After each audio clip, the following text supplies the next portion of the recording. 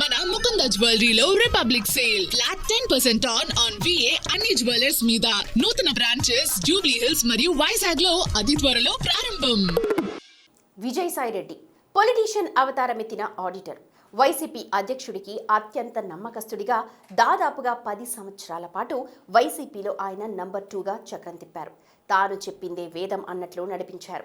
తనతో పాటు అక్రమ ఆస్తుల కేసులో ఇరుక్కుని జైలు జీవితం అనుభవించిన సాయిరెడ్డికి జగన్ కూడా అంతే వాల్యూ ఇస్తూ వచ్చారు.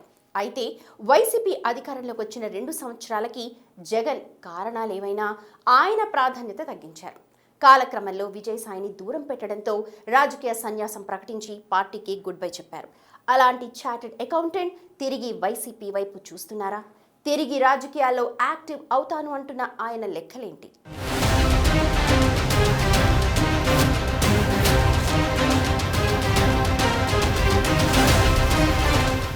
విజయసాయిరెడ్డి తెలుగు రాష్ట్రాల్లోనే కాదు దేశ రాజకీయాల్లోనే ఆయన పేరు తెలియని వారు బహుశా ఉండరేమో.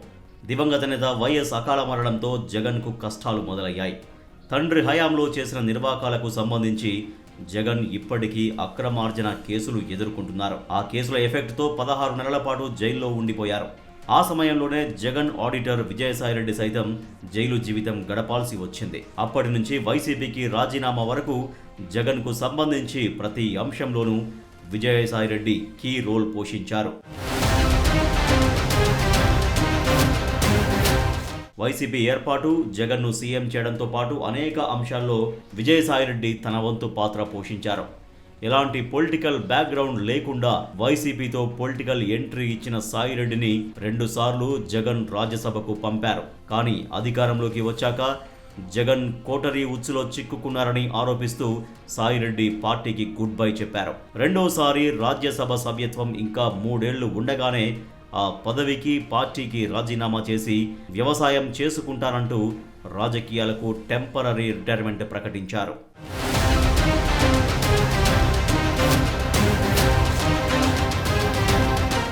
సాయిరెడ్డి ప్రలోభాలకు లొంగిపోయారని జగన్ చేసిన వ్యాఖ్యలతో ఆయన వైసీపీని, జగన్ కోటరీని టార్గెట్ చేయడం మొదలుపెట్టారు.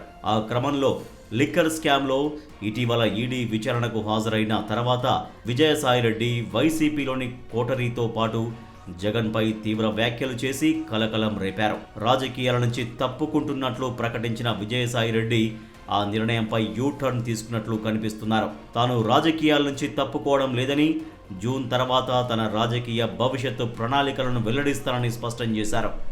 తనను విమర్శిస్తున్న జగన్, అలాగే తనను ఇబ్బంది పెడుతున్న వారి విషయంలో తాను తట్టుకొని ముందుకు సాగాలంటే ఖచ్చితంగా రాజకీయాల్లోకి రావాలని, తాను వస్తాను అని విజయసాయిరెడ్డి స్పష్టం చేశారు. మళ్ళీ నా రాజకీయ రంగ ప్రవేశం ఏ రకంగా ఉంటుందనని నా మీడియా మిత్రులతో నేను పంచుకుంటాను. వాస్తవానికి ఉత్తరాంధ్ర వైసీపీ బాధ్యతలు స్వీకరించినప్పుడు విజయసాయిరెడ్డిపై అనేక వివాదాలు, భూ ఆక్రమణల ఆరోపణలు వచ్చాయి. పార్టీ ఎంపీలు, ఎమ్మెల్యేలతో విభేదాలు నడిచాయి. ఆ క్రమంలో ఇన్ఛార్జిని మార్చండి మహాప్రభో అంటూ ఉత్తరాంధ్రకు చెందిన ఎంపీలు, ఎమ్మెల్యేలు ప్రెస్ మీట్ పెట్టి సాయిరెడ్డిపై అసంతృప్తి వ్యక్తం చేశారంటే ఆయన డామినేషన్ ఎలా ఉండేదో అర్థం చేసుకోవచ్చు. వైసీపీ హయాంలో లిక్కర్ వ్యవహారంలో జోక్యం, విశాఖపట్నంలో పార్టీ శ్రేణుల నుంచి వరుసగా ఫిర్యాదులు, అవినీతి ఆరోపణలతో జగన్ ఆయన్ని ఉత్తరాంధ్ర ఇన్ఛార్జి పదవి నుంచి తప్పించారు. అప్పటి నుంచి విజయసాయిరెడ్డి కొద్ది రోజుల పాటు తాడేపల్లి కార్యాలయానికి పరిమితమయ్యారు. ఆ తర్వాత కొన్ని రోజులకి యువజన విభాగానికి, సోషల్ మీడియాకి ఇన్ఛార్జిగా నియమించారు. కొద్ది రోజుల తర్వాత సోషల్ మీడియా బాధ్యతలు సజ్జల భార్గవ్ రెడ్డికి, యువజన విభాగం బాధ్యతలు చెవిరెడ్డికి జగన్ అప్పగించారు. అప్పటి నుంచి విజయసాయిరెడ్డి కోటరీపై నిప్పులు చెరగడం మొదలుపెట్టారు. జగన్ చుట్టూ ఉన్న కోటరీ పెట్టే వేధింపులు, అవమానాలు తట్టుకోలేకపోయానని, ఆ కోటరీయే తనకు పొగబెట్టి నెమ్మదిగా పార్టీ నుంచి బయటకు పంపించిందని మండిపడ్డారు.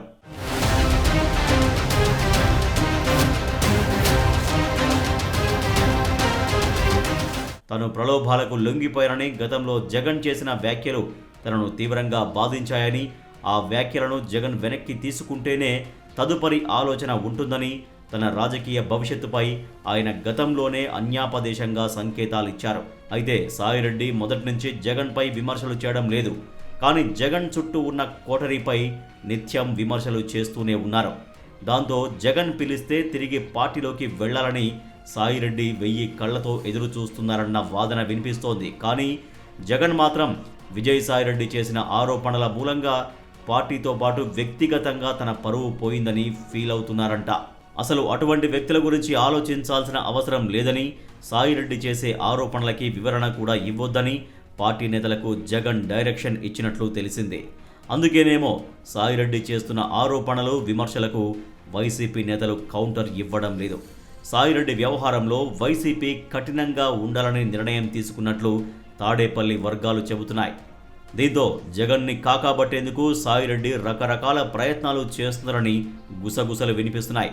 తిరిగి వైసీపీలోకి రావాలని ప్రయత్నిస్తున్న సాయిరెడ్డిని అడ్డుకోవాలని జగన్ కోటరీ ఫిక్స్ అయిందట.